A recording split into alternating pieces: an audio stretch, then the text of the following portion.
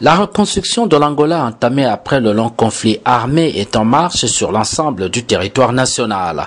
Aucune province du pays n'est abandonnée au bord de la route. Du nord au sud, de l'est à l'ouest, il y a des vastes chantiers. Question de changer véritablement l'image du pays détruit pendant plus de 30 ans de guerre. Un défi majeur pour le chef de l'État angolais, José Eduardo dos Santos, qui veut d'une nation véritablement forte. Dans cette période de paix, nous sommes en train de bâtir une Angola grande, une Angola capable, une Angola respectée, une Angola forte avec beaucoup de place au niveau des institutions et sommets d'Afrique. Cette ambition du chef de l'État est également partagée par les chefs des départements ministériels qui mettent des bouchées doubles dans leur secteur pour soulager tant soit peu les difficultés des peuples, à l'image du ministère de Transport qui est en train de mailler le pays des infrastructures aéroportuaires, ferroviaire, maritime et terrestre. Un objectif majeur en ce temps de paix et de reconstruction nationale. Dans le domaine du transport aérien, le département a construit 14 aéroports modernes dans les provinces et à Luanda, la capitale. L'aéroport international de Katumbela à Lobito, première infrastructure aéroportuaire construite en dehors d'une capitale provinciale. Je crois que c'est un clé dans les liaisons avec le port maritime de Lobito, avec chemin de fer Bengala, on peut aider le développement de la plateforme logisticienne dans la région avec l'Afrique australe, les liaisons avec la Zambie, la RDC, enfin avec le reste du monde. De jour comme de nuit, on peut aller d'une province à l'autre par avion en Angola parce qu'elles sont toutes dotées des aéroports modernes. Pois, nós privilegiamos os aeroportos domésticos para pôr fim às assimetrias. Nous avons privilégié les aéroports domestiques pour finir avec les inégalités dans ce secteur, parce que les aéroports provinciaux étaient totalement dégradés et il y avait une différence entre l'aéroport de Luanda et les aéroports de province. Ainsi, nous avons décidé d'investir et d'améliorer le pays selon les aspects qui nous préoccupaient en tant que porte d'entrée. Et la porte d'entrée que nous considérons, c'est l'aéroport. O país, nós temos que nos preocupar com as portas de entradas que consideramos os aeroportos. Jusqu'à la fin de cette année, 17 aéroports seront réhabilités, modernisés, empilés ici en Angola. C'est un cadre d'un programme global pour le développement intermodal des cartes blanches de transportation.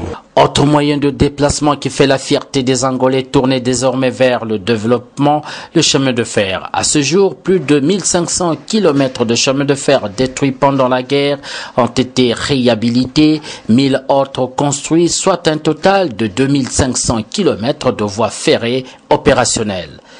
On travaille pour le bien-être du peuple, pour l'emploi, pour le développement économique et social du pays. Donc, dans ce sens, tous nos efforts sont dirigés pour donner réponse aux préoccupations fondamentales de la population du pays. 1733 km.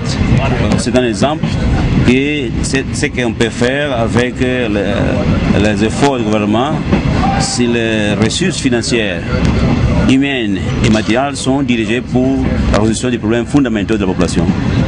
Pour que le train circule à nouveau sur le chemin de fer de Namib, il a fallu la réalisation des grands travaux de construction des ponts et des gares modernes et surtout le déminage, confirme le directeur de l'Institut national des chemins de fer d'Angola. Je dirais que je fus le directeur général du chemin de fer de Mossamedes pendant longtemps et même l'opération de déminage était sous ma responsabilité pour dire que plus de 13 000 mines ont été retirées dans les localités de Kwele, Koli, Luasana et à la proximité de Matala et de la commune de Dungo. Comme vous le constatez, c'était une zone de guerre, une zone militaire, et donc ces engins ne pouvaient pas manquer dans ce tronçon du chemin de fer.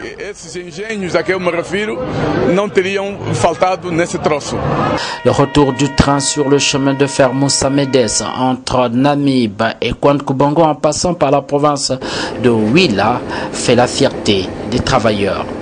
Beaucoup d'espoir sur ce chemin de fer pour le transport des marchandises et des passagers d'une localité à l'autre. Je suis pratiquement dans cette entreprise en 1991 et en ce moment, ça me fait 21 ans. Je suis conducteur principal. En tout cas, ça se passe bien. Comme nous le souhaitons, notre gouvernement travaille pour le bien du peuple et pour nous les travailleurs. Les populations des 3 provinces sont également aux anges.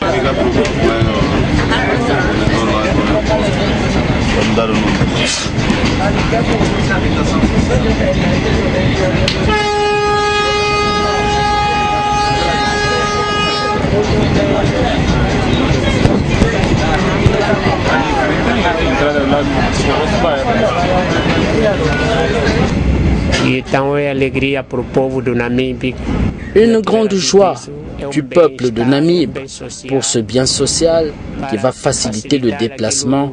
Comme le disait d'ailleurs le président Agostino Neto, le plus important est la résolution des problèmes du peuple.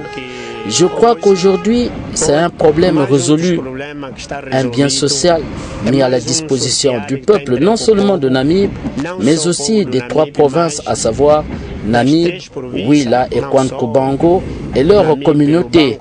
Il y a également les populations qui partent de Lubango pour Kunene et vice-versa. Beaucoup d'allégresse, de joie, d'amour et de paix au cœur. Je remercie beaucoup Dieu comme le train a repris à circuler. Je dirais que le temps où le train était paralysé, le peuple a beaucoup souffert. Aujourd'hui que le train a repris, il va vraiment aider la population. Il y a 20 ans que le train n'a pas circulé.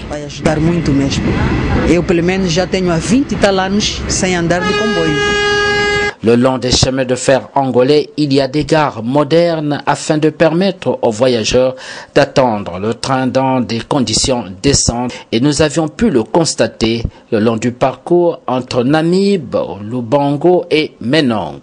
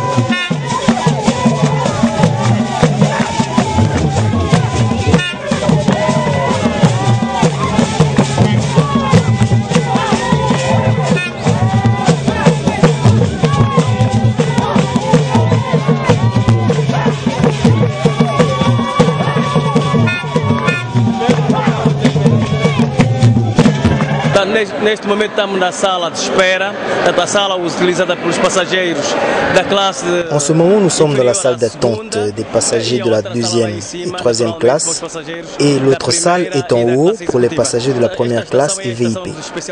Les gares modernes sont au nombre de 3, Socomar, Lubango et Menong. Ces gares de classe spéciale sont différentes les unes des autres, naturellement, pas de même dimension et pas de même capacité. C'est la particularité.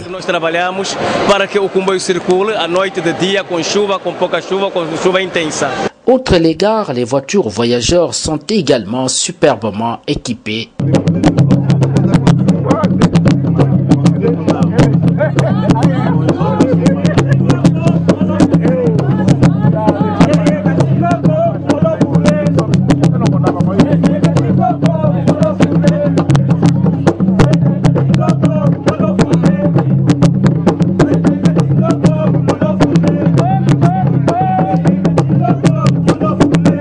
aux anges à la faveur de la reprise des activités du chemin de fer de Mossamedes, le président du conseil d'administration dégage la nouvelle philosophie. Os próximos desafios do caminho de ferro de Moçambique é a organização interna para que, conforme a orientação de Sua Excelência o Ministre dos Transportes, possamos no mais curto. Le prochain défi du chemin de fer de Mossamedes est l'organisation interne. Conformément aux orientations de Son Excellence, Monsieur le Ministre des Transports, le laps de temps où le train a repris à circuler, nous devons terminer la mise en place des autres structures qui manquent.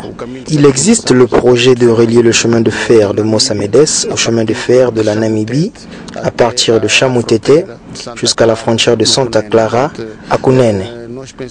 Nous pensons que dans les prochains mois, nous aurons une structure prête pour la réalisation de ces 300 km de chemin de fer.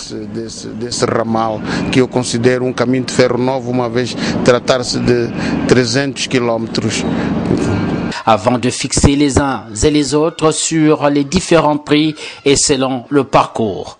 Nós temos preços para todos os bolsos dos cidadãos. Nous avons des prix pour toutes les poches des citoyens. Pour les citoyens qui voyagent en troisième classe, les prix se situent entre 50 et 100 kwanza, soit de 250 à 500 francs CFA, selon la distance. Nous avons aussi des prix des citoyens qui vont voyager en deuxième classe. Ils paieront plus et un peu plus pour ceux qui seront en première classe exécutive. En somme, les tarifs varient entre 50 et 1200 kwanza, de 250 à 6000 francs CFA.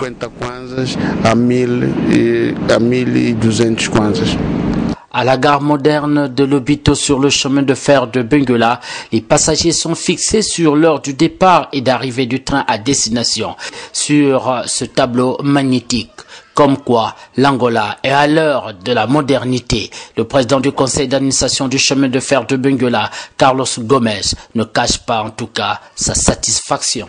Não resta dúvida nenhuma que é uma satisfação muito grande e para nós é uma honra porque temos aqui uma estação que representa de facto Angola. C'est une grande satisfaction pour nous, c'est une heure importante d'être ici à la gare qui représente l'Angola. Une gare qui représente véritablement l'Angola dans sa construction. Il y aura 4 rotations dans la journée. Les trains de l'Est et du littoral effectueront les croisements à Wambo et l'autre à Quito, parce qu'il y a peu de machines. Nous allons recevoir 4 machines locomotives pour compléter avec les 8 machines neuves.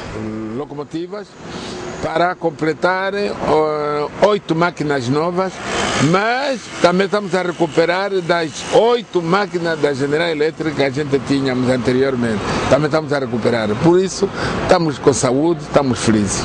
Le gouvernement angolais a un ambitieux programme de développement de chemin de fer sur le plan national et sur le plan régional. C'est pour cela qu'on fait une révolution dans les infrastructures ferroviaires de l'Angola. On peut déjà finir le chemin de fer de Rwanda, de Mossamedes aussi, finaliser 1037 km de chemin de fer de Benguela, jusqu'à Lobito, Wambo, Quito et Luena à la province de Mochique. La Luanda passe par 4 provinces aussi, Benguela par 4 provinces, 8, Mossamedes par 3 provinces, 11 provinces, centaines de municipes, centaines de communes. Nous avons un programme de 3 phases. La première phase, c'était la réputation de la ligne traditionnelle. Dans la deuxième phase, c'est ça qu'on va commencer après la finalisation de la première phase, sera la liaison entre les 3 lignes de chemin de fer. La liaison entre le chemin de fer de Rwanda avec le chemin de fer de Benguela, le chemin de fer de Benguela avec le chemin de fer de Mossamedes. Après la phase suivante, sera aussi la liaison avec les pays voisins. Le chemin de fer de Benguela et Rwanda avec l'RDC et la Zambie. Le chemin de fer de Mossamedes avec la Namibie, pour faire la connexion avec le network transafricain du chemin de fer. Dans le futur, on aura lié aussi la ligne du chemin de fer du Nord. À part la ligne du chemin de fer du Nord, et on avait déjà pensé aussi la liaison du chemin de fer entre Cabinda, sud-nord, après ça, par les zones Cabinda, Brazzaville, Franceville au Gabon, et dans ce sens pour la network africaine, transafricaine de chemin de fer. Le secteur maritime est également en pleine croissance avec la modernisation de tous les ports maritimes du pays. Dans les transports maritimes, nous avons un programme très grand pour la réhabilitation des infrastructures existantes et la construction de nouvelles infrastructures, l'acquisition d'équipements pour la transportation des gens et des marchandises, pour combattre la pollution, la piraterie, tout ça, pour contrôler notre territoire maritime. À Lobito, les infrastructures sont déjà finies. Nous avons réhabilité des quais. Nous avons construit un terminal de conteneurs, un terminal de mineurs, et nous avons encore un port sec. Nous avons le projet de faire l'extension jusqu'à toutes les provinces du pays. Donc dans une première phase, nous avons fait la construction de terminaux à Luanda. Après, on va construire à Bengo, à Soyo, à Cabinda, à Porambui, à Lobito, Benguela et Moussamedes. Ça pour les transports de passagers. Nous avons le projet aussi de faire l'exploitation de tous les rivières navigables du pays. Nous avons déjà les études préliminaires au Rio Kwanza. On va faire ça dans les autres rivières du pays pour implémenter la transportation par les rivières fluviales. C'est ça. Et la connexion entre les ports et les chemins de fer va dynamiser le commerce dans notre pays, mais entre notre pays et le pays voisin aussi. Non? Par exemple, à Cabinda, la construction du nouvel port va faire que, avec la connexion rodoviaire entre Angola et le Congo démocratique, ça va faire développer le commerce entre les deux pays. Ça va donner des bénéfices à Angola et aussi au Congo démocratique. La même chose avec la Zambie. Donc nous sommes dans une position de privilège, mais la position ne sert seulement pour lui-même. Il faut faire les investissements pour les infrastructures, pour l'équipement, et pour les hommes, pour les gens qui travaillent. C'est ça que l'Angola veut, que le secteur maritime peut être dans le contexte de la région et dans le contexte international.